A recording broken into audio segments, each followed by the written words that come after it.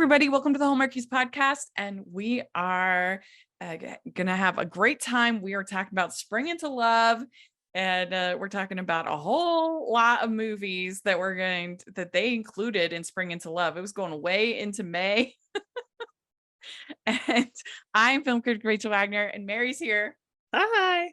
How are you doing? Good. Spring felt really long in the Hallmark universe, even though spring in our home state of Utah winter was trying to hold on longer.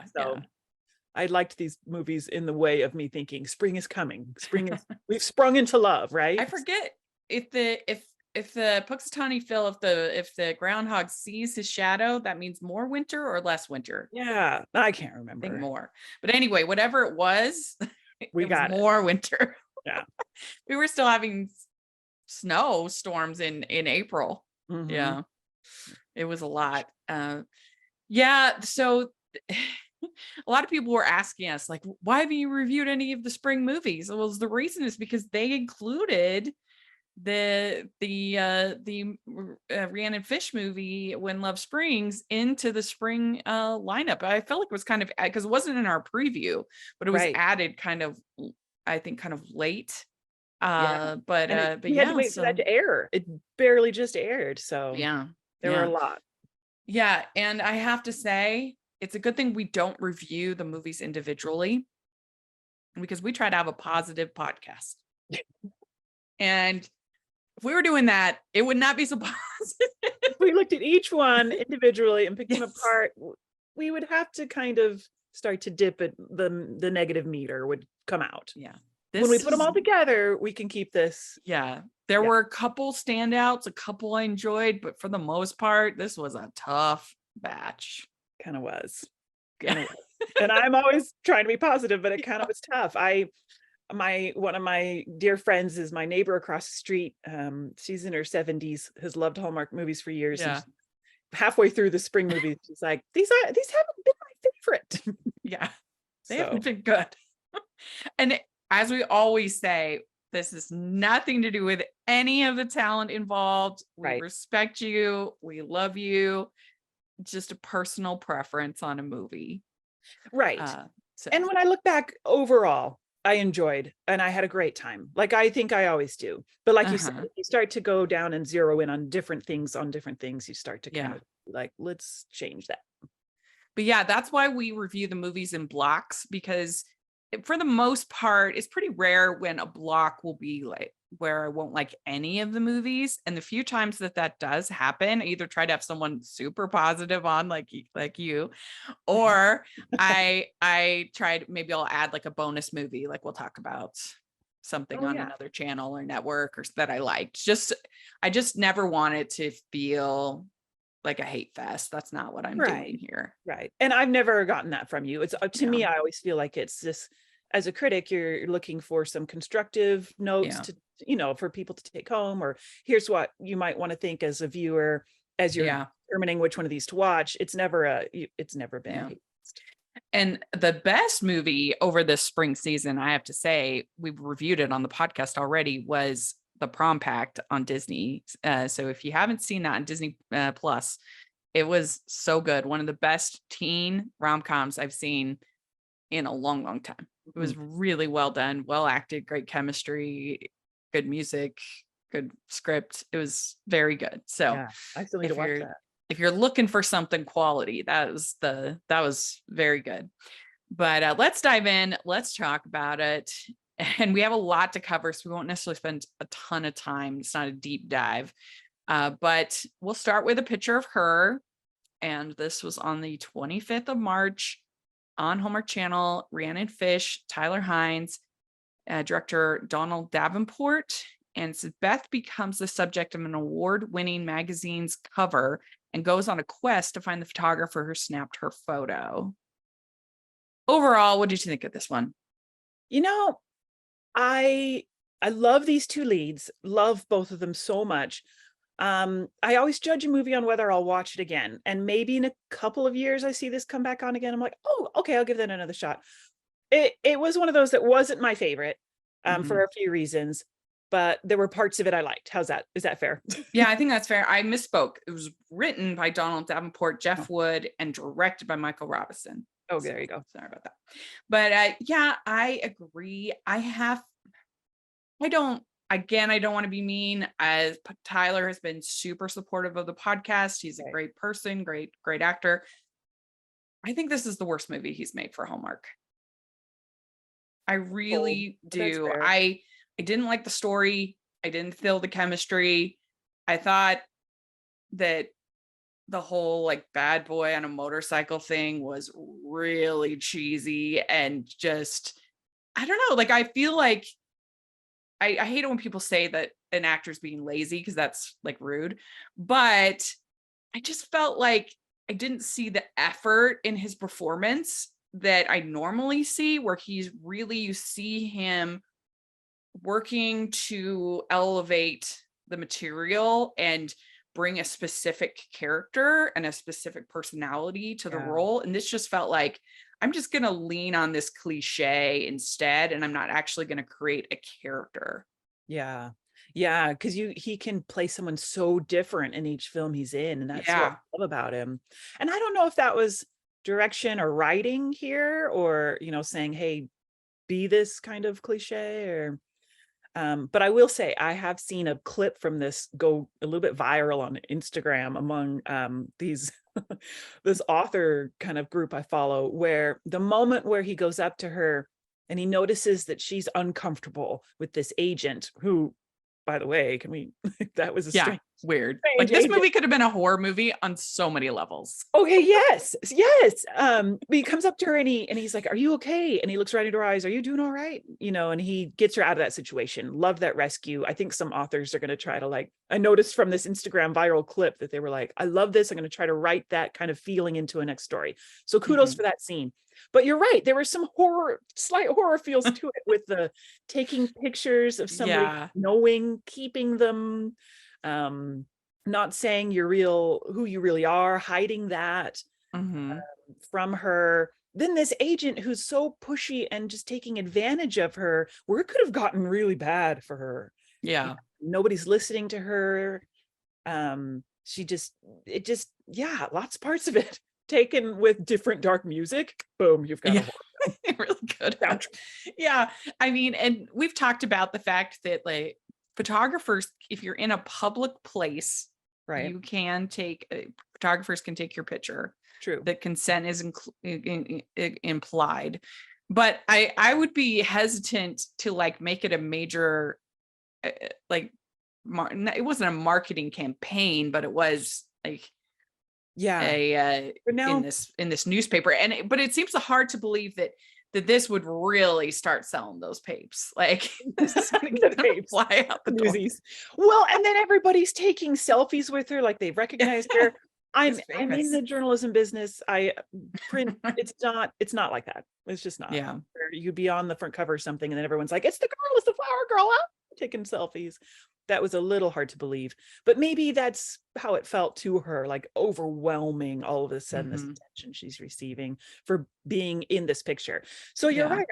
I work with a lot of photographers in journalism, and even in a public place, they often still try to get to let someone aware, "Hey, I took your picture. This is where I show up." There's a little more of that professional. But then again, isn't he a paparazzi kind of?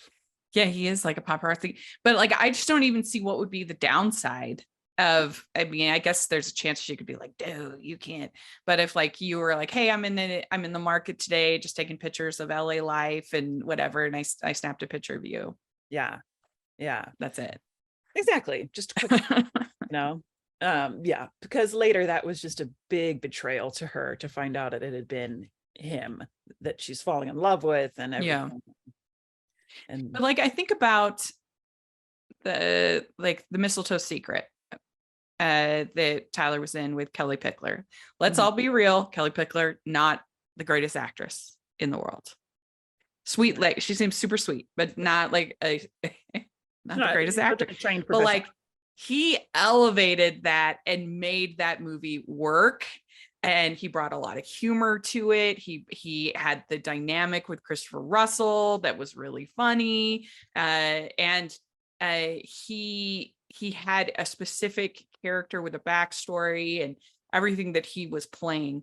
I just did not feel that here. I just felt like this was the one that he came to set every day and he did a job, filmed it, which is like fine. I'm sure we all have those days, but I don't know. I guess I was disappointed on that level because whenever I see it, there's a Tyler Hynes movie, I expect it to be one of the better Hallmark movies of the season.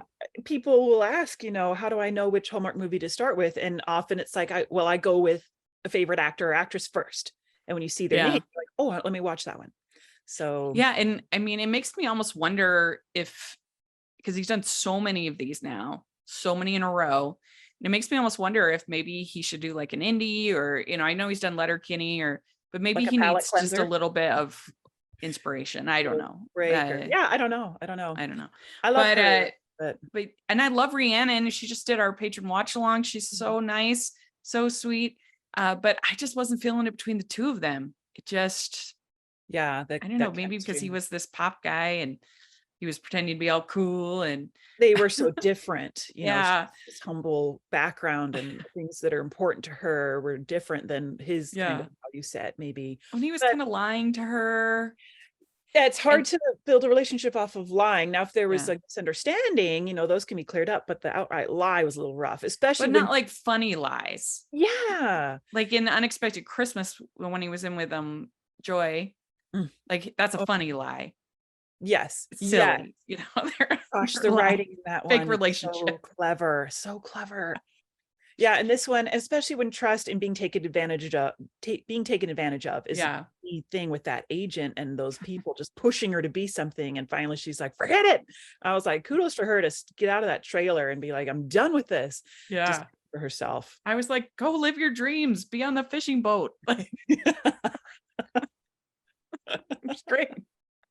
I don't know. So I would give this, it's pretty low for me. I don't think I would rewatch it. I don't know. Yeah, now that we're talking about it, I'm like, it would be several years down the road if I'd forgotten. Yeah, I think I'd give it like a 2.5. Yeah, I'm in there. I think I was actually at 2 just because of the stocky kind of feeling I was getting.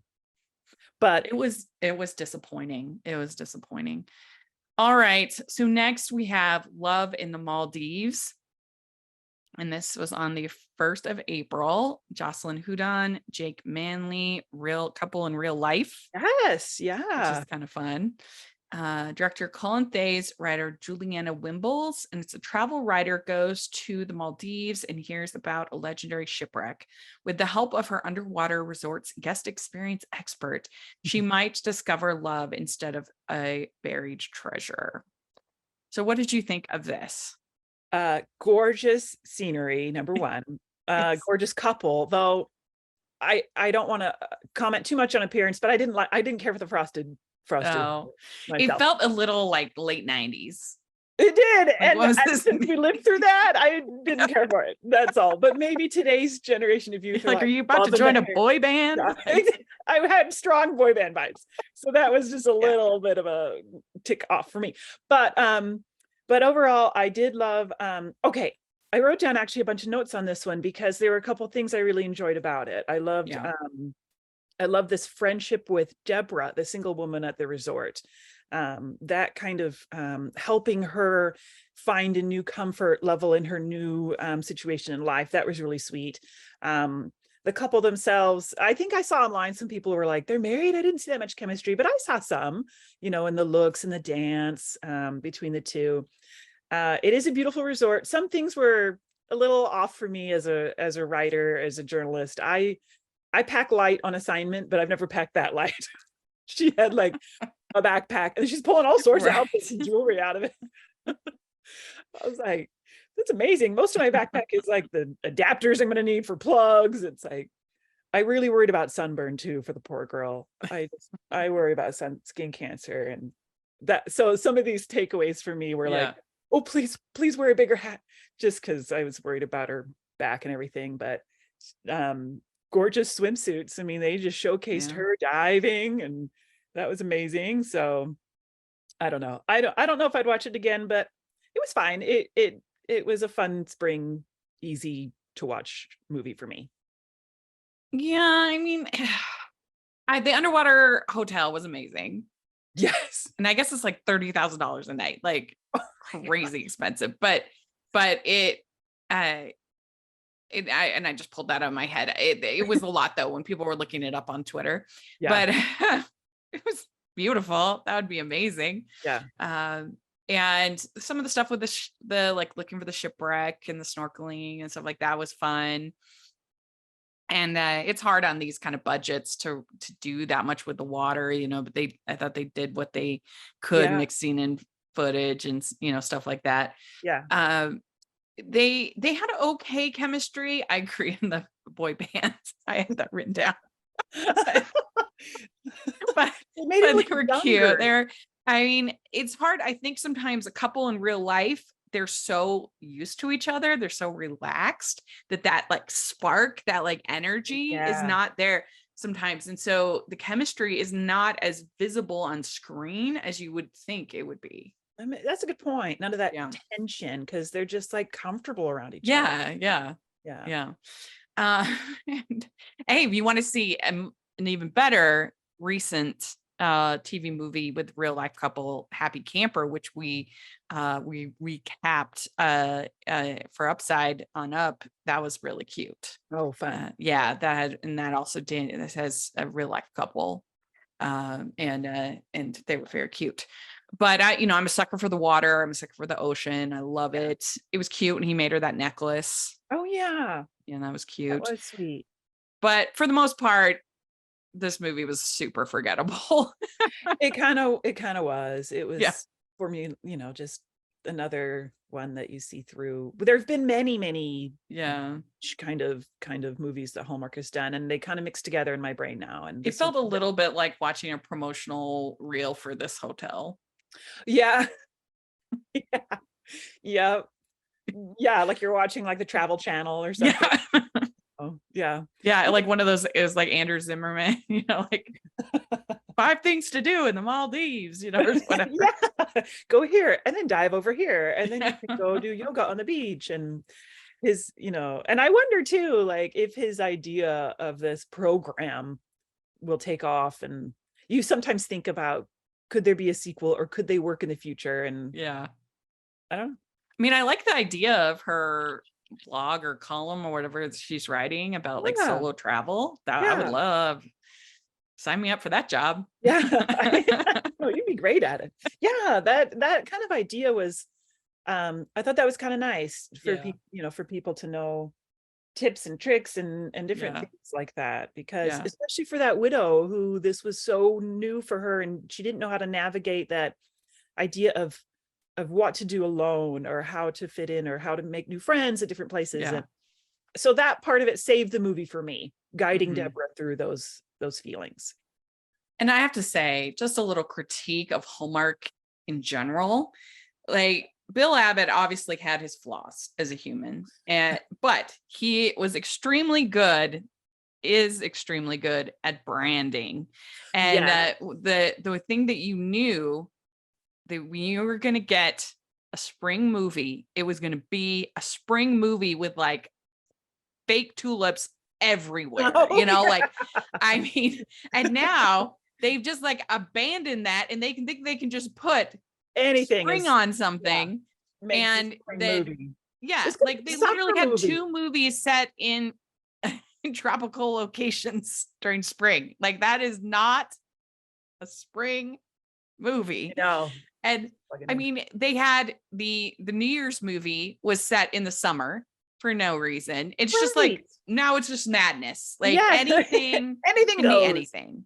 Take a movie, let's plug it into this spot and this one into that spot. That's a good point. That's a fair point to make. I think it was last year we got the Ice Hotel movie in spring. Oh, like, what is happening? That's a winter, deep January kind of movie. That's not spring. The seasonal fraud is a problem. I don't like it. Let's make new t-shirts. Fight against seasonal fraud. Keep your seasons in your lineups, Hallmark. But now I'm curious to see what's going to come this summer. If Love in the Maldives wasn't a summer movie. Yeah. I think we'll get the Ice Hotel trick or treating. The end of the trilogy. Yeah, trick or treating Halloween movie. It's just basically like whatever movies they want to make, and why do they even have the categories anymore? Exactly. Because it doesn't matter. All right. Well, I would give this movie also a 2.5. I guess I liked it a little bit more than A Picture of Her. Yeah, but it's still kind of in your range. Yeah. 2.75 maybe. Yeah, I'm on the same. I think 2.75. Yeah. We'd like to take a second from this episode of the podcast to celebrate our sponsor of this episode, and that is the Hallmarkies Patreon. Do you love Hallmarkies podcast? Do you want an inside scoop into what happens on the podcast? Do you want early access to episodes and loads of cool perks? Now is the time to become a patron of Hallmarkies podcast. By becoming a patron, you get to access our patron Facebook group. You can request episodes or even be a guest on the podcast. And most importantly, any patron can join our monthly movie watch-alongs with stars like Paul Campbell, Natalie Hall, and more.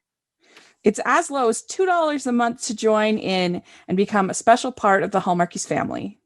Please consider, and we will love you forever. Go to patreon.com/Hallmarkies. That's patreon.com/Hallmarkies. All right. This might be controversial here. We're moving forward with The Professional Bridesmaid.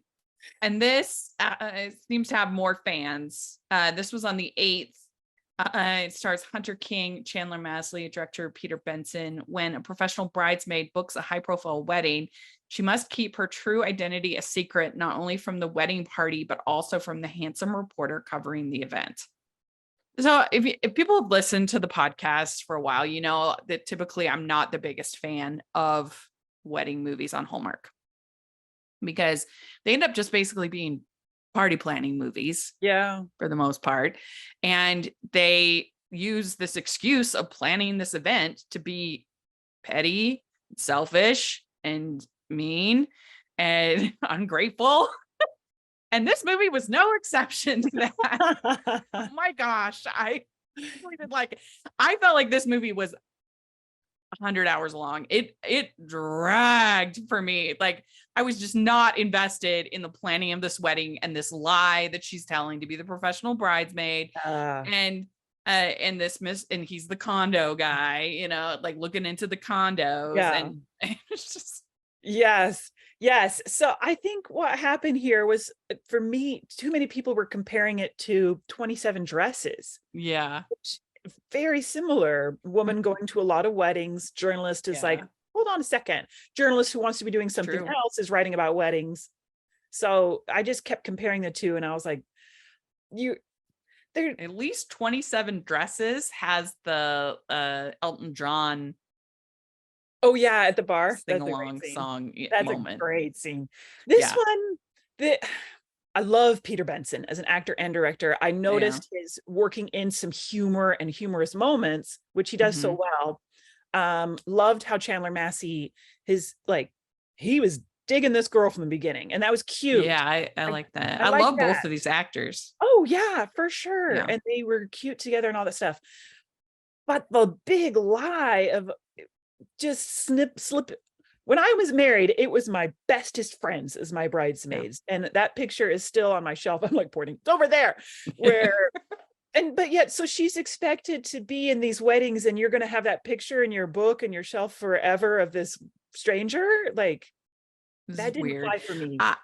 And I felt bad. I tweeted out justice for Chloe, because I felt bad for her. This is not her full-time job. She is trying her best to be a friend and to help her friend plan bridal shower, wedding. The way they made her feel like she was a terrible person for forgetting Darlene or inviting the wrong Darlene. If that was that important to her, then it should have been from the bride's responsibility to make sure that her friend, who is doing this out of the kindness of her heart with no compensation of any kind, that it is up to her to make sure that her friend has the correct information. Like, inviting the wrong Darlene is completely understandable and deserved no shame. I know. And then the way that Hunter's character kept kind of undermining Chloe, like planning a whole different shower and having the people all setting up go this there. And she's website just like, and what?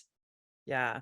I feel bad for her. She should have just been a straight up, we've brought in a wedding planner to help you navigate these things and partner with you, instead of sneaking in a fake bridesmaid to then undermine. And Yeah, like who wouldn't be glad to? I mean, it's not like somebody's like, I want to do everything for your wedding. Like you'd be like, oh, great, I love okay. that. Oh Perfect. gosh, yes. Please do it. And the idea of like practically losing a friendship over what is essentially a big party. I understand weddings are important, but like, But I then think in the end, most couples in real life just let things go. You know, Yeah. it's like you try to have a nice wedding, things go wrong. That's life. And you just let it go, I as opposed to know. like having this fit and getting all upset. I mean, when I think about the wedding movies that work for me, most of them, when you think about the actual bride and groom, they're kind of cool and relaxed. If you think about My Big Fat Greek Wedding, like it's everything that's around them that's crazy and But nuts, and they're just like, oh, sure, I'll wear the dress. Sure, yes, I'll get baptized. Sure, they were focusing on the most important thing. We're getting married to each other. Yes. And now we're going to start our life together. And this is all extra way of everyone hoping to help us. Yeah. So yeah. Well, and like in Father of the Bride, you have enough sort of sweet moments, and it's the dad who's freaking out in any version of Father of the Bride. Yeah. As opposed to necessarily the bride. I mean, in all of those movies, the bride has the one upset moment, the breakup moment. Yeah. The bride's other than that, she's pretty chill. Yeah. Maybe it was highlighted in this movie because she's, in this important position of the mayor's daughter, and this whole re-election or special election that I couldn't figure out of this mayor. So there's that added political pressure. I really did feel kudos to Chandler, and I can't remember the character's name, but he's this journalist trying to do a good job as a journalist, and write about things that he was noticing or things that were important he felt for the city. But I think though a quick Google search would have cleared up a lot of stuff in like the first third of the movie. Well, and especially about her. I mean, she's running a business, so there has to be some like promotion, some for like sure. She's just all on over the internet, like Facebook, Twitter, Instagram, like all that stuff exists in this world. And there was this one scene where they were looking for I can't remember, bridesmaids dresses or something. They were in the bridal shop. And those two actors were trying so hard to make something happen. And it was just like, here's this dress. Here's this dress. Oh, and it was just, there was nothing there. It was, and I could feel they were just trying so hard to make it funny and make it, to elevate it. And I was just like, oh, I will say I did like, there was a cute moment where she's looking at dresses and his smile, and he's just looking at her like it was a heart eyes emoji, like, I like you. And he goes, have you ever thought of walking down the aisle? Like it was just like a nonchalant, like, you dating anyone? Kind of, would you like me? It was cute. I did. Yeah, it was cute. Like the little dates that they went on. Yeah. That was cute. Even with the lies, like it was even with the lies. When he runs into her in the very beginning on the bicycle, and you can tell he's just like, hi, you're cute. Sorry, I bicycle bad. You're cute. I loved those moments to help this movie through, but overall, the other things I was like, oh, I just can't get over these. Darn it, because I wanted to like it. The other thing is that I'm a huge Casey Manderson stan. I love him, but he was so weird in this movie. Like I just thought that his whole role was just kind of like leering, and it really like Hallmark or horror. Like, his part was just like, what are we doing here? I've known some city employees like that in my years of covering government for back in the day when I was like, you are way too involved with this wedding. Like, I get it, she's the mayor's daughter, but like, I don't know. I think some folks in those roles just not the actor role, but the actual like real life political role, got a little power. You just got to use it. Just going to use my power. True. And I kind of got that vibe from him. I was like, I've seen that in real life. It's like, he's gonna shoot everybody. Like it's sort of like again, very just weird. Changing music, and then we've got a bad villain. Yeah, Lifetime. But I do like him too. I agree. I like movies he's in. He was so good in the Dating the Delaney's. Yeah, he was that bad date. Oh. He was really good in that. I was dying. It was Really, so really funny. I just watched You're Making Me Crazy. He's the brother. Yeah, he's good at that too. And he was good. And then another one I just saw where same thing. Oh, he's got the accent, and he's the royal twin, isn't he? Oh, in yeah. the palace. Yeah, That was good. It was so good. He's so good. He's great. We need to have him on again. We had him on really early, like 2018, I think. Really early on Get the him pod. back. He's had a lot more roles since then. Talk about having different, things that he's doing. Yeah. Good. Yeah. This was just the script. I hated the premise. I hated the characters. I hated the lie. I hate like the way they treated Chloe, made me really mad. Yeah. I just thought it was not good. It's not. It was kind of funny because Bree saw it soon after, and she didn't know that I had seen it, and she texted me, and she's like, "Have you watched this?" She's like, "This was rough." Thinking of you. It's like, oh. I would give this one, just because of Chandler and Hunter really tried hard, I'd give it a 2. Yeah, I'm at 2.5 because of Chandler and Hunter, because that scene with the dress. It was just cute. Yeah. That helped me overall, but the rest of it. Yeah, really that scene, and the whole scene in the bridal salon, I could just feel them trying so hard. Mm-hmm. Yeah. Which is something. Let's do it. And this had some of the most like overt, we want to build condos in the middle of the park. Town, beloved town park. He was like our big bad man of business, but like just a big, but then he's like, I'm for green space. I'm like, take a stand, Mayor. You. Ask the question. Are you really going to want to build the condos right in the center of the beloved town park? Like what? No. Yeah, sometimes.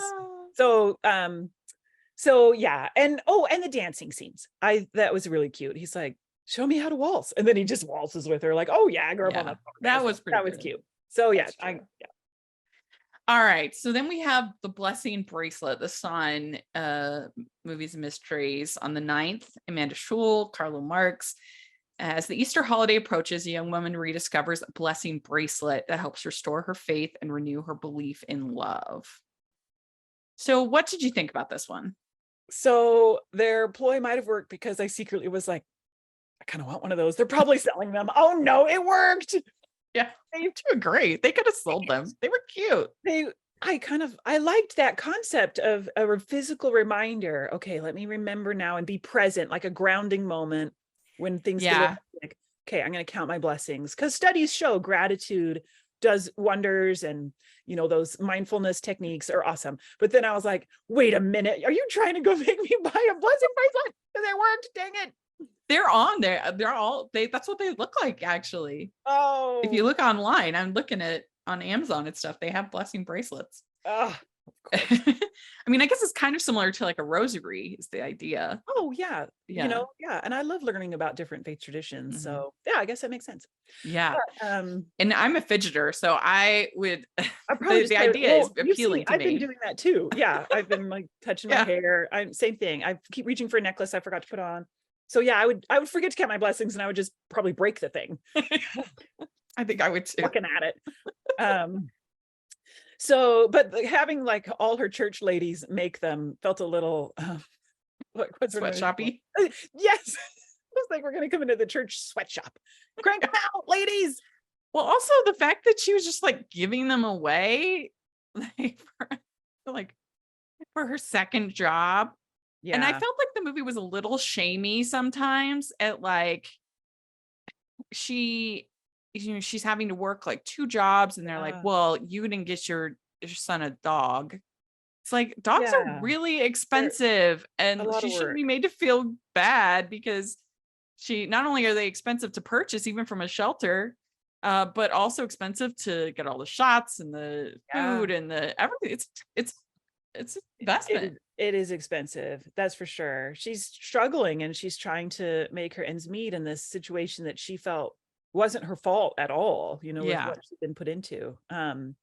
This Here's jerk another ex-husband. He didn't look good in this movie. Like, they didn't have much to redeem him here with what had happened to her. But if only all bankers were as nice as Carla Marks. What a better world we'd live in. Yeah. He's like the opposite of, what's his name? Mr. Scrooge. Potter. It's Wonderful Life. Scrooge. Oh, yeah. These big bad bankers. Carla Marks is handsome and young and, another plus for me was same thing, that chemistry where he from the beginning is like, I like this woman. I'm interested in her. I'd really like to get to know her better. And it built. He was good. He was a little underused, I thought. I could have had more of him. And this isn't an intermittent nitpick, but I thought that some of the costuming and makeup could have been better in this movie. The hair was really like hard and sculpted looking, and the makeup was just pretty heavy. And they're beautiful women. They don't need that much makeup. And I know that like these Hallmark movies are notorious for having really bad lighting, for being really and so they tend to have more makeup, and I usually don't realize it until I'm watching one of them with my dad, and my dad will be like, wow, they're wearing a lot of makeup, and I'm like, oh yeah, I guess they are. And this one was particularly strong, and I'm not sure why they decided to go that route, because they don't need to, again, because these are beautiful people. I don't know. It was just, that was a little nitpick that I noticed that I thought was a little strong.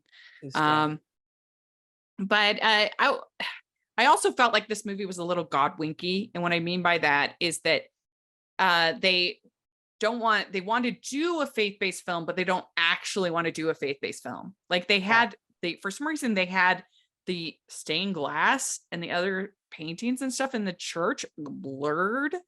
I didn't notice. Which was so strange, and like everything was just really bland and really like, we're not going to talk about Jesus, we're not going to talk, even it's Easter movie. And I think the Gift of Peace, the one they did in, for instance, this is now Dayspring movie, the Gift of Peace was much better about being specifically about faith and grief and counseling and prayer, and all of that was way better. And this was just trying to be very like non-denom. And I think I think it's good that they're making these Dayspring movies. I'm a fan of the idea, especially when you have this other network saying like, we're the religious one. Like, I think it's great to have Hallmark saying, nope, we can do it too.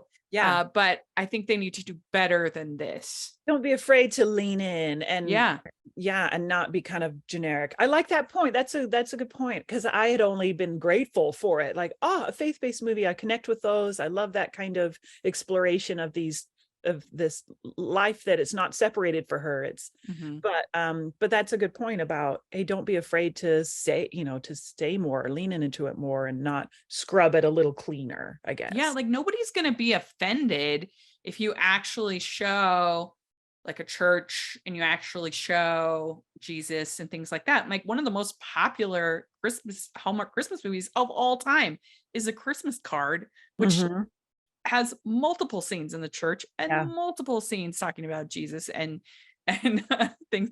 So I think that people would rather have something that feels authentic and is sharing a specific story in a specific person's faith journey. They'd rather have that than have something that's just kind of like bland. I would. That's fair. Yeah. I mean, they used to do movies like that all the time with things like Loving Leah. Oh yes, one of my all-time favorites. So good. Really getting into specifics and nobody's not going to watch that movie because they're not Jewish. Oh yeah, that's just so many people love that movie. That's the point about this one. But there were like sweet moments. The little kid was cute. Cute. Like I said, I like Carl and Relationship. Marks. He Oh was yeah, great. they were cute as they did their handshake as walking the dog and all Yeah, those things. that That was- kind of Karl Marx is quickly becoming one of my new favorites as I see Yeah. more things. And but you're right, there wasn't as much of him. Maybe there was like that choice to show more of her development, which is fair. So yeah, so I would give this one. I'd give it a 3. yeah, I'm at 3. Yeah, 3. I liked it. So, but I think the Gift of Peace was much better. Mm. So if they were going to ask for my advice, I'd say lean into that. More into that, and then this would be Yeah. We'd like to take a second and thank our sponsor for this episode of the podcast. It's The Heart's Choice by Tracy Peterson and Kimberly Woodhouse. We have the perfect book for fans of PBS's Miss Scarlet and the Duke, and for readers who like a hint of mystery mixed in with their historical romance. In The Heart's Choice, best-selling authors Tracy Peterson and Kimberly Woodhouse introduce a female court reporter in Montana. During a murder trial, she's convinced that the defendant is innocent, but no one except the handsome new Carnegie librarian Mark Andrews will listen to her. In a race against time, will they be able to find the evidence they need and open their hearts to love before it's too late? Purchase The Heart's Choice for 30% off and free shipping at bakerbookhouse.com. Okay, so then we have The Wedding Cottage. And here's where we're going to get a little more positive for a couple. So positive on Blessing Bracelet and the others. But yeah. We're gonna get more. The Wedding Cottage. This is on the 15th. Aaron Krakow, Brendan Penny, director Terry Ingram. A wedding guide creator must convince an uninspired artist and owner of a special wedding cottage to renovate the rundown cottage to host a contest-winning couple for their dream wedding. So I was feeling pretty discouraged at this point, like with the Hallmark spring movies, because it was just like, woo. This is work. This is feeling like a job watching these movies. I want to be entertained. Yeah. And then I watched this and I thought it was charming, and it's a wedding movie, but I still liked it. Yeah. I thought they had super good chemistry, the two of them. Woof. Maybe the best that I've ever seen anybody with Aaron Krakow. Yeah. And I know a lot of people will say the one with Tyler. I think this is way better than that. And I don't know, it's a simple movie, like the story, there's not like a ton of plot, but I just thought that they were so charming, and it was a fun enough kind of concept to watch them like fix up this cottage, and a lot of kisses, which I'm a fan of kisses. And, I think I counted 4. Yeah. I was like, and one that could have been interrupted, but wasn't, it was like, when I talked to my neighbor about this one, she was like, oh, that felt like a true Hallmark movie that she'd missed this spring. Yeah. Came, and she was like, I love that. She loved. This was way better than anything else we've seen since May, except for maybe the chocolate one. Oh yeah. Yeah, I agree with you so much. I loved it. Their chemistry was incredible. She I laughed out loud. I had teary moments, this couple as well, with the military couple getting married, had sweet things. But Brendan Penny, I mean, he's so funny. She's so funny. And then they had just sparks together. And were you saying you love a secret little handhold? Was that you? Love. Yes. I had one of those, just a little, subtle little. Yeah, where they're just like getting really close to like, oh, almost holding hand. Like, and it was him who had done that in the Mary Measure movie too. Yes. So Brendan Penny coming through. It's just a little, tingly. This Brendan Penny renaissance. I am feeling. Yeah. Because he had some rough ones there for me with like that bracelet movie. Oh, the charm. Oh, I like that one. Oh, you like that one? I think I remember you didn't like it as much as I did. But that was the year that Hallmark decided that almost every single movie was going to be some kind of like take on Signed, Sealed, Delivered. I felt like I felt like almost every movie was like, I have a picture, I have to research a ring or a bracelet. That's true. Or It fell into letter. that trope. Yeah. Whereas this But- one was just. But anyway, he's been to great the say- last couple movies. Yeah. Oh yeah. This was super cute. So overall, we're both saying high praise. Couple little things to just point out that, because we do that. She traveled in leather pants. The poor woman must have been just so uncomfortable that first drive up to Vermont. Yeah, that was a little bit of a wait. What for me? Who in the wardrobe does not like Erin Krakow? Because I agree. was like, oh, that's uncomfortable. But her brown dress, the one she was in most of the social media promotion for, loved that dress. In fact, I was like, Hallmark, now you're making me want to go search that dress and buy it. This is not the way it's supposed to work for me, but it did. And let me think, what else? Oh gosh. Well, now I'm thinking of cute stuff. The thing if I was going to nitpick, it makes no sense that she just doesn't tell this couple that I'm working on the house. We're renovating it. It'll be done in time. Don't worry. Like instead, they meet them all around town. Just tell them, just show them. Also, why didn't this couple know? I mean, if you want to get married somewhere, wouldn't you have searched it up first? Yeah. And oh shoot. If anything, that would make me more impressed with her, not less impressed, or like the fact that she's like going to all this extra work. I mean, it's just, I just can't imagine a scenario where she tells them that, like, oh, we're renovating it. Yeah. Like, oh no. Yeah. So that whole plot line and that part of it didn't really make sense. It's a bit of a stretch. Also, I thought the whole, we always have to have that kind of misunderstanding or that problem at the 3/4 mark or almost to the end, and how offended he is that she might have told this magazine reporter who he is. I don't think he's that famous. Like, could you name a sculptor on the street and be like, and then spill it to a magazine, let alone like a daily online newspaper? That, I don't know. But then if I just put myself into this world, then I'm like, okay, I can kind of see. But then to sulk and ignore her was it was a little much. It was a little especially when they were so cute together. And then it all came around in the end. So, but if only all Hallmark wedding movies could be this good. Oh yeah, where you pretty much didn't see because we were seeing it from the lens this side and not maybe the brides and making this big party for me kind of maybe instead so I'd give this kind of serve I'd give this one like a 4.5. Ooh, nice. It was really good. I really enjoyed it. I'd watch it again. Oh, I totally watch it again. Yeah. I was at 4 stars, but now I'm like, maybe I should go higher, Rachel. Maybe in retrospect. I mean, I did give the chocolate movie a 5. Yeah. The rare 5. Yeah. This chemistry. Oh, during the dance. Woof. Yeah. Very, very good. That was good. Yeah. All right. So then we had a Pinch in Portugal. Or Pinch of Portugal. Pinch of Portugal. And this was 22nd, Heather Hemmings, Luke Mitchell. When a celebrity chef walks off his show, prep cook Anna must step into the spotlight and make the show her own with the help of her Aussie cameraman and Portuguese location scout. So what do you think of this one? So either I made the mistake or Hallmark made the mistake of not making it clear in the beginning, because I was like, I actually thought she was going for this Portuguese guy, that would be the storyline. For like the first third, I'm like, okay, so when's she gonna go with him again? This Aussie guy is just her, that's like the ex-boyfriend. When's this Portuguese guy? And then I'm like, oh wait, I've had the wrong guy in my brain the whole time. So that is the main critique of this movie, because they could have completely excised that character and it would have made absolutely no difference to the plot.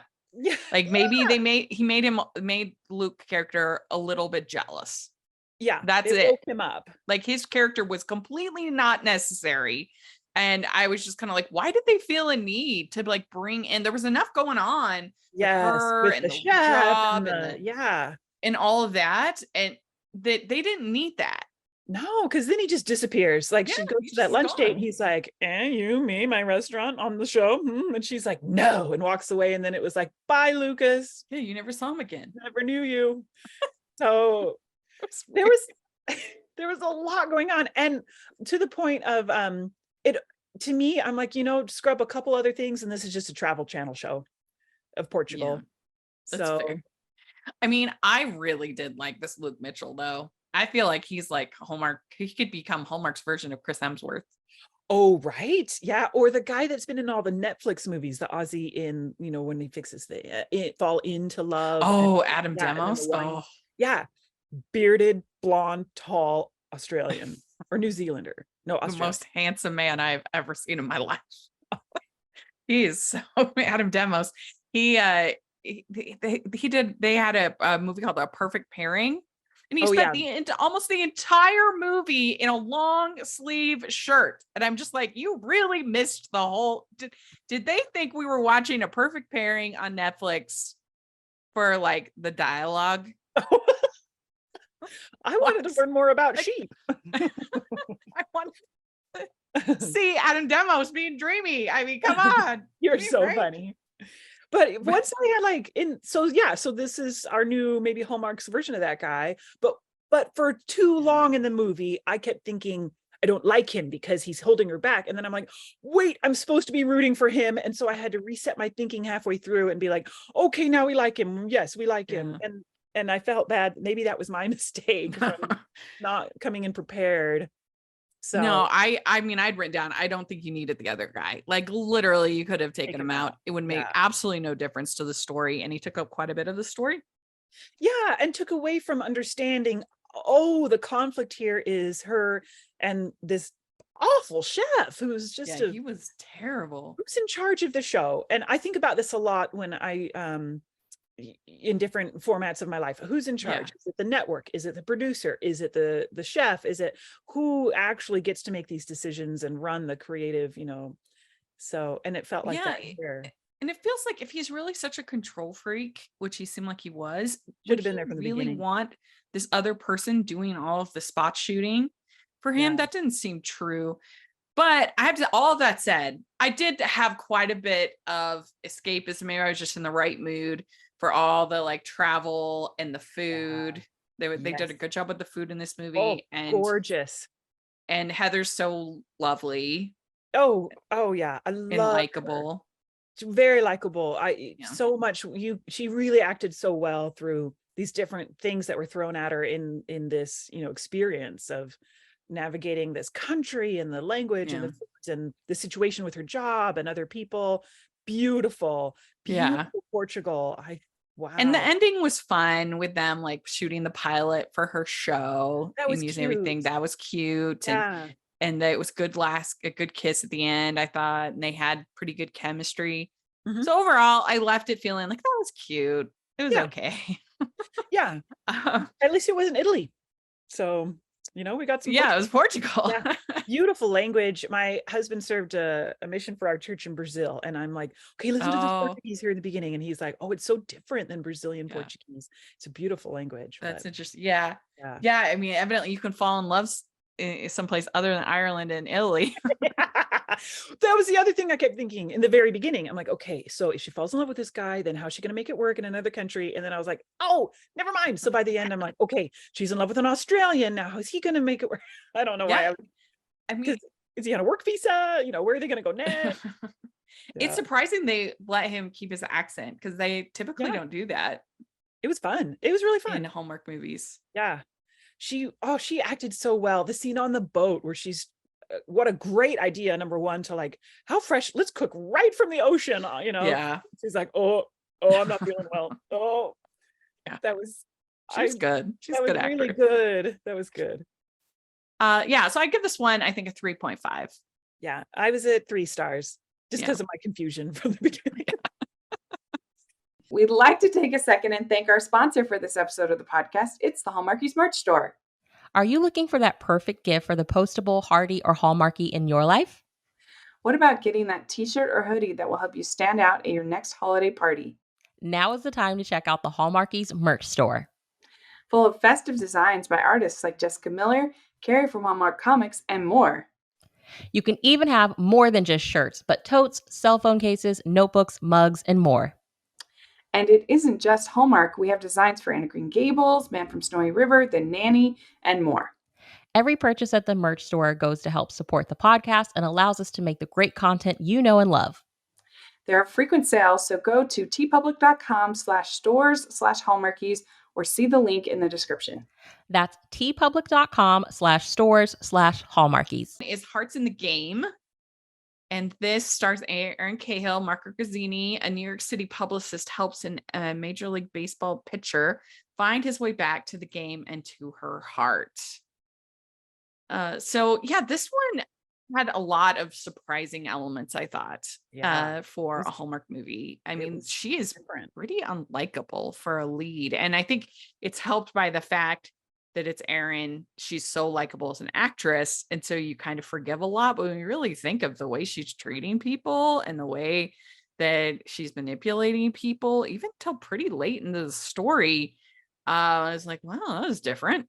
Yeah. Yeah. You were talking about makeup and hair, and this one, I really noticed the costume choices. Yeah. She's very rigid, suit, business, all that stuff. But then when you see her start to soften in her clothing choices, you're recognizing her change in her attitude and character towards those around her too. Is that a little too deep? No, I agree. Yeah.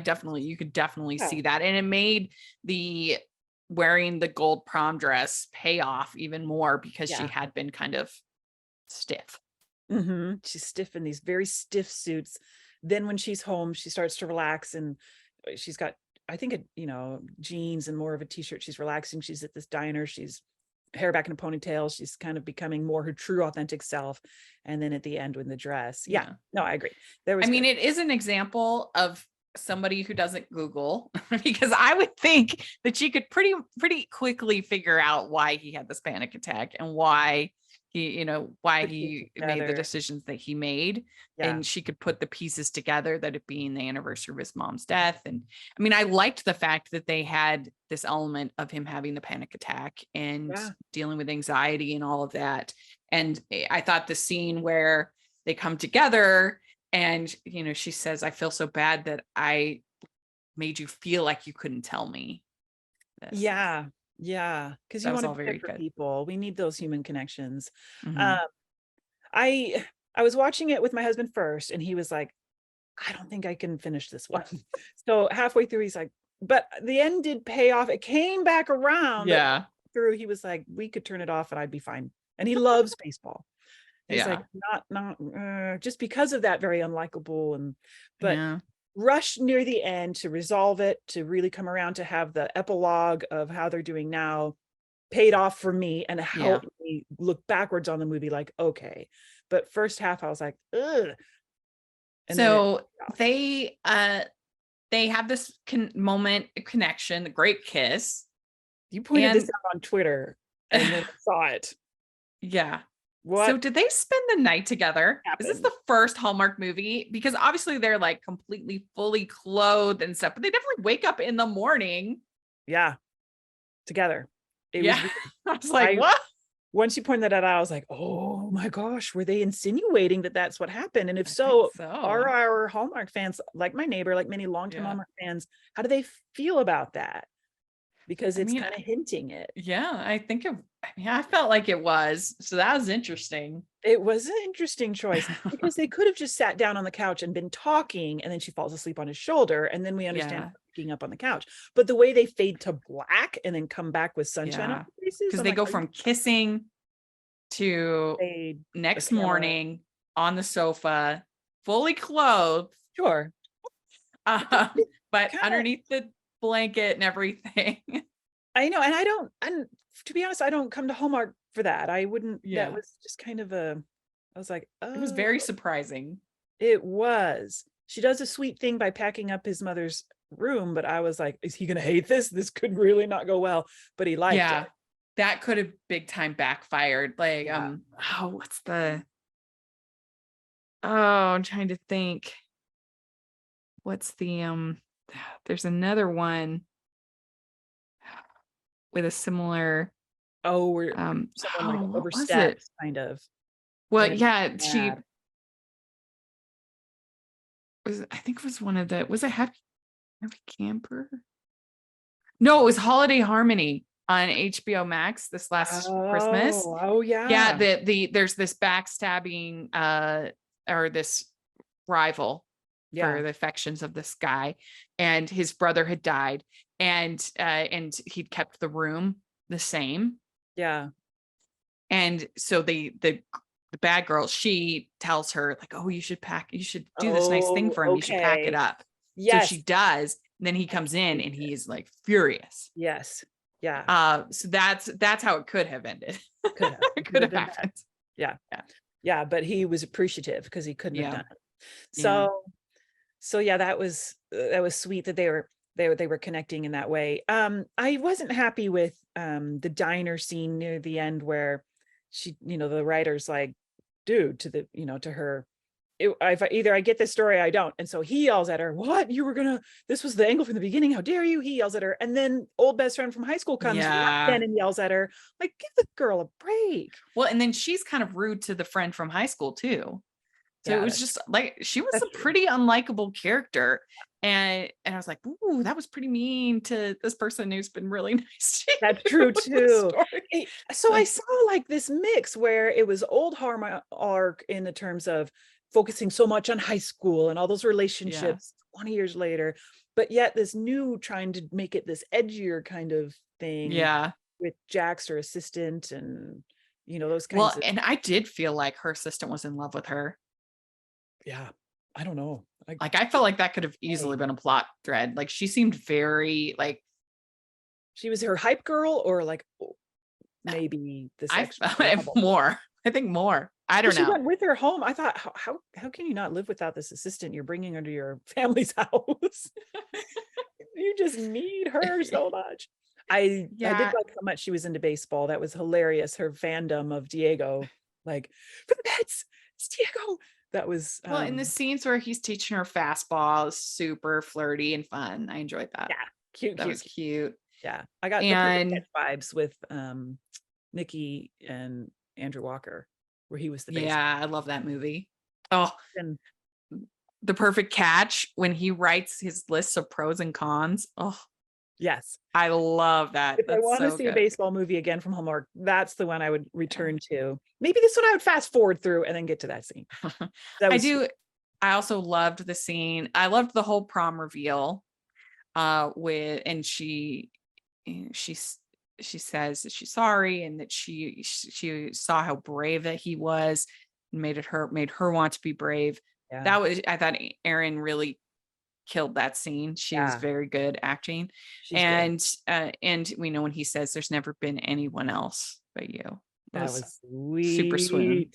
See, that brought it back around, because the first part I was like, I don't know about this. And then by then I was like, this is so cute. They should have lots of babies and be married. They did have good chemistry, I think. They really did.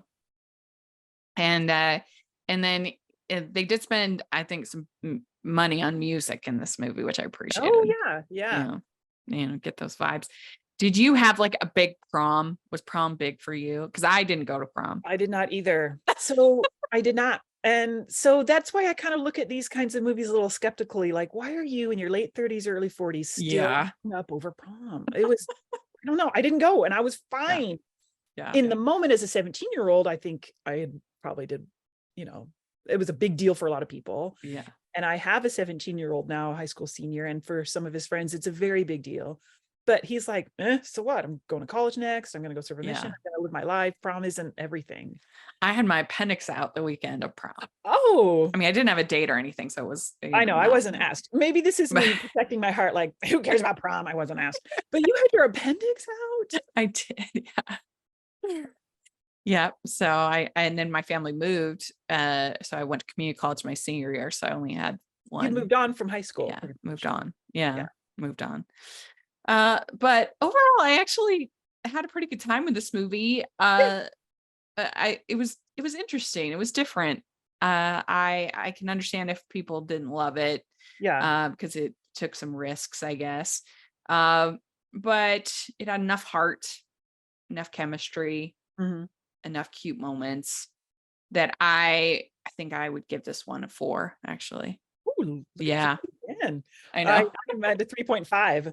Yeah. I guess I thought you give it a 3, but you're right. Those things kind of saved it to bring it back up. Whereas like if you were following along with the meter, the beginning was like this, and then it kind of came back up, and it was fun. All right. So then we have When Love Springs. And this is director Joanne Brecklin, writer Ansley Gordon, stars Rhiannon Fish and and James William O'Halloran. Yeah, I haven't seen him before. I haven't either. He was new. Yeah. A junior PR professional arrives at a quaint B&B for her parents' vow renewals and runs into a former flame who broke her heart. Panicked and afraid of humiliation, she pretends the B&B owner is her new boyfriend. So, what did you think of this one? I liked it. It was funny. It had that kind of like, just her energy was just unmatched this whole movie of like, whoop, and we're gonna do this, and whoop, and and oh no, and I'm in this situation. And he was like, okay, all right, okay. And for that, it was a fun one for me. Yeah, like where we were talking about the last one was surprising and different and unusual. This one is like as basic as it gets. And I mean that in a complimentary. Yeah, I mean that in a complimentary way. Sometimes I just want a standard old school Hallmark movie. Exactly. Exactly. And by the end of the spring, I'm like, just give me a fun, basic, boy meets girl and solve a problem together, and a love triangle, and it's cute. And let's save the end. It was completely predictable. Yep. But again, sometimes it's just what I want. I want something predictable. I want to just know what's going to happen and just enjoy it. I thought they had decent chemistry. The whole idea of the fake relationship is ridiculous but fun. I somehow just end up loving those movies. Just watching them like fake it until they make it, Yeah. But they and it was cute. They even said that like it wasn't fake for him. And then she says it wasn't fake for her either. I'm like, okay, I'm glad I'm watching this alone, because somebody would be like, Mary, honestly, look at yourself. Look at this. I'm like, I love it. Shut up. Yeah. Love it. Shut up. Yeah, exactly. I mean, this job felt like it was definitely like terrible job movie, because like if you've ever had a job like that where you're just miserable, and I have, like, I love these kinds of with like the epic quits and the like, I'm just not gonna be working for you anymore. I'm out of here. Yeah. Okay. So one of the really cool techniques this movie used was these screen slices of the screen of things happening all at once, and it would show her, and then this side, it reminded me of Pillow side Talk, by side, the old 50s 60s movies where they would do these side by sides. But the part that made it work the most, because I'm like, oh, that's a choice, was when her boss is yelling at her, and then it just slowly takes her out of the screen. Well, I can't hear you. I can't hear you. That was good. Off the screen. I thought that is why you use that technique in this movie, and that worked. Because her boss is like, you have to be back on Monday because she forgot something to do something or whatever. And she's still just a junior exec. She's not even like a partner. You get back here now. Yeah. And she's like, oh, I can't hear you. I can't hear you. The sound is muffled. Though I felt bad that she did go back, that she was going to miss her parents' thing. So thankfully she decided and came back to her parents' vow renewal. But the fact that she actually did return to this awful boss. But then I thought, you know what, though? I'm so privileged to have this great job and a great boss. Many, many people are working in places where they don't have the luxury to just quit. Just go find another job. It's not that easy. Yeah. Well, and also it's hard once you've invested so much. You keep thinking like it's going to get better. I'm going to get over this hurdle, and then it'll be better. The next promotion, the next assignment, the next whatever. And it's like, oh, I'm just going to abandon all of that misery that I was through. And I know when I was miserable at my job, it took me a long time, because it's not like I didn't have anything to like jump into. And so it was scary, but at a certain point, like your happiness is more important than any job. And so family. You have to. And her family needed to be important to her. What a nice, solid family. I love that she had both parents, a loving sister, Yeah. Yeah, that was cute. At least they didn't have the scene, which I hate in these kind of movies, where the person's like giving the big presentation and then they're like, wait, I have to go now. Oh, yeah. They drop it all right then. Yeah. Bye. Just to make it to the recital or whatever. And I'm just like, oh, that's the worst. And like, finish the presentation and then go. Yeah, you can wait just a couple more minutes. Yeah. It was cute when she comes running up at the end in the dress and everything. It reminded me a little bit of Stop the Wedding, like, I'm coming. Yeah. And then, oh, Mom, you look beautiful. That was sweet. Yeah. Rhiannon is she's such I like her a lot. And I'll continue to watch for her in other movies. Is this one, she just had that unmatched, I'm having a good time in this movie. Yeah. Yeah, she enjoys being in the movies. She's just a likable, sweet, kind person. And so I liked this one a lot better than the Tyler one, than Picture of Her. Yeah. Oh, for sure. Much better. This was much better. I loved this relationship with the B&B owner, how it wasn't just, okay, I put you in this awkward situation, so you just have to keep helping me. It was like, how can I help you? Let's help each other. And here's what I can help you do for your struggling business. And if you can just do this for me. Yeah. And she recognized her values when she said she wanted the scene with her mom, make Jason jealous, it was hilarious. But then when she finally goes to meet with him and have that closure, she recognizes, of course, I've had it all wrong. These are the things I value. And I realize that now. So, you know what this one reminds me a lot of is a Moon Night in Vermont, the one with Lacey Chabert, where she pretends to be with the with Karl Marx. Oh yeah. And because her fiance or boyfriend, whatever, dumped her, is there at in Vermont. That was a good one. That's a good. It kind of that sort of reminded me strong vibes for this one too. Maybe that's why I liked it so much, because I'm like, this works for me. This whole thing just works. Yeah, and and he was funny, just the way that he kind of was like, oh, this crazy person, I'm just gonna enjoy. It's crazy. He's like, she's just whirled into my life, and she's crazy.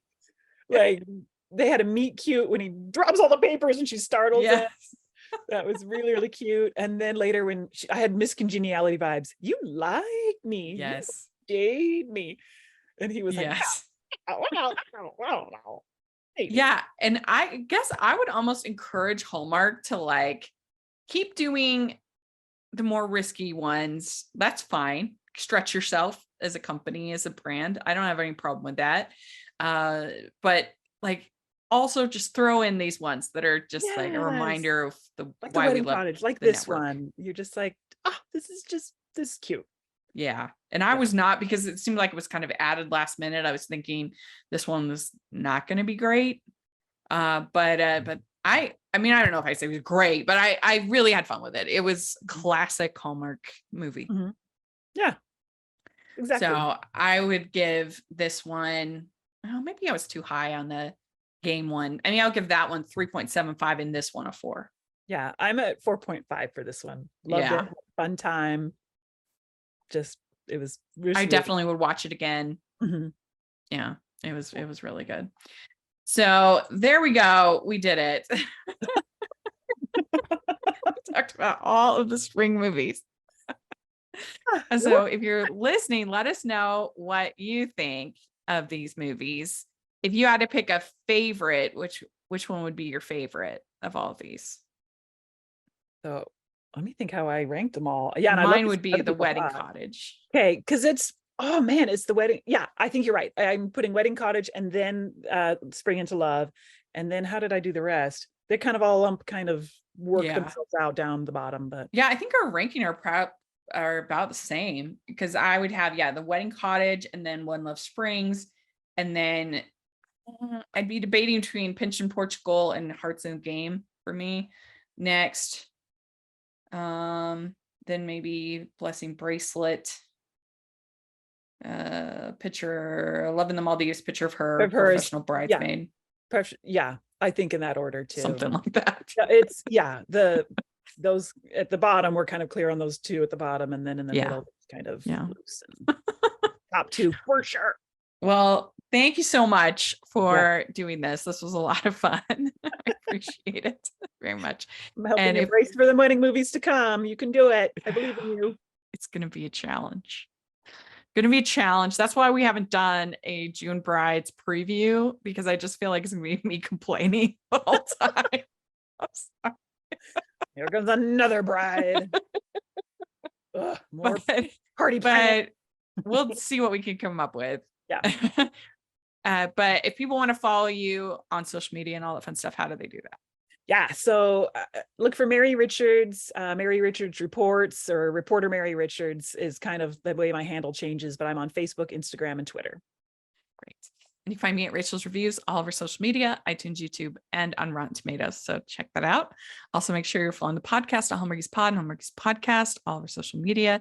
And if you're listening on iTunes, please leave your ratings and reviews. We really appreciate it. And if you are watching on YouTube, please give the video a thumbs up. Subscribe to the channel. We appreciate that so much. We also have the Patreon group, like we talked about, where you have watch-alongs, like with Rhiannon that we did. And this month for May, we have Rodrigo Massa coming on, and we're watching Merry Xmas, which was so good. Great movie. Yeah. So that's going to be really fun. And so definitely sign up for the Patreon. You won't regret it. It's really fun. And then we have the merch store, where we'll be having that. What did we say? Stick with your season. Oh, no. Oh, yeah. Seasonal fraud. Yeah. The lineup is coming. We'll do it. And so, and thanks so much, everybody. We'll talk to you later. Bye.